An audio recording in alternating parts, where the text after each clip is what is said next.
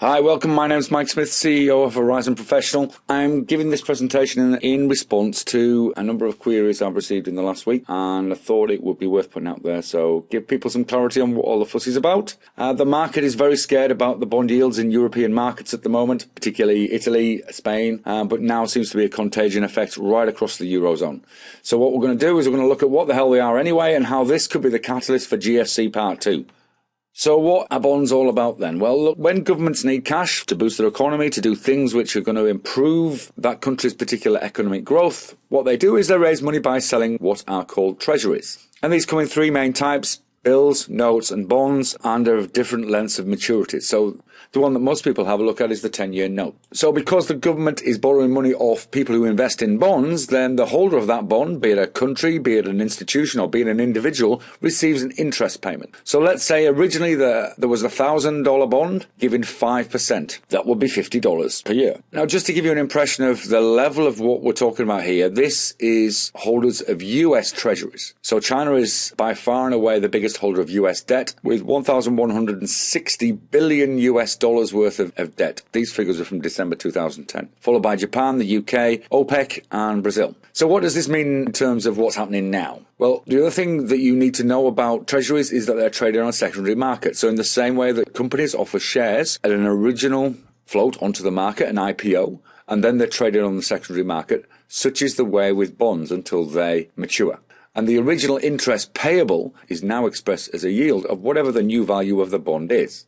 One of the things that moves bonds is the sentiment towards that particular country's economic health. If there are concerns, then that results in selling, which we know if there's an increased supply of anything on any market, there's a drop in price. So let's say the value of the bond drops from $1,000 to $800.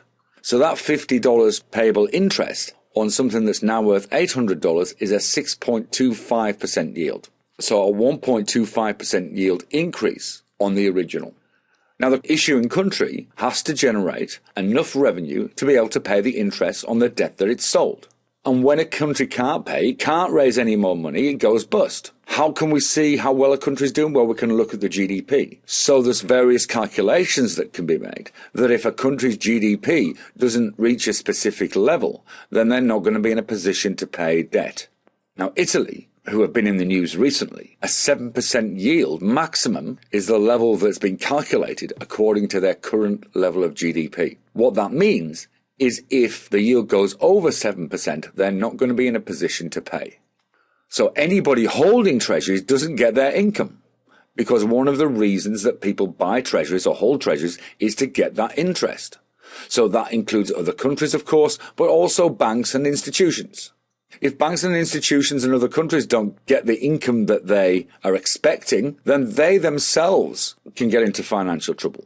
So one of the issues is that this Italian and Greek debt held by French and German banks could result in them having less capital to fulfill their financial responsibilities. And it becomes a domino effect and ultimately results in GFC Part 2 potentially. So can anything be done? Well, the aim really is to support the particular country until economic recovery can occur to a level by which GDP rises to an extent to fulfill their debt obligations. So the task is increase revenue and decrease spending. So there are various methods that can be put in place to do this. There's so-called austerity measures, where you cut back on services, on spending. So by raising the age for receiving a pension means that the government won't have to pay the pension for those people for a number of years.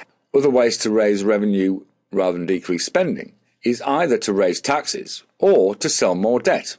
Now, the problem with selling more debt is if there are already concerns about a country's ability to pay debt, who's going to want to buy it? However, one of the things that central banks can do, so for example the ECB, or other institutions that are set up to manage this, which are supported by central banks around the world, is they can buy some of that country's treasuries, hence lowering the yield a bit and keeping it in the ballpark of what they can actually afford to pay. Additionally, of course, as this has that domino effect, then central banks can step in and offer credit market support.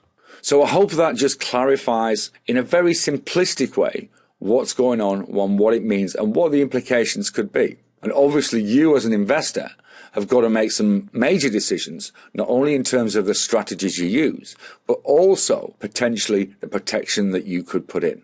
My name's Mike Smith. I hope that's been useful. I'll catch you again soon. Bye-bye for now.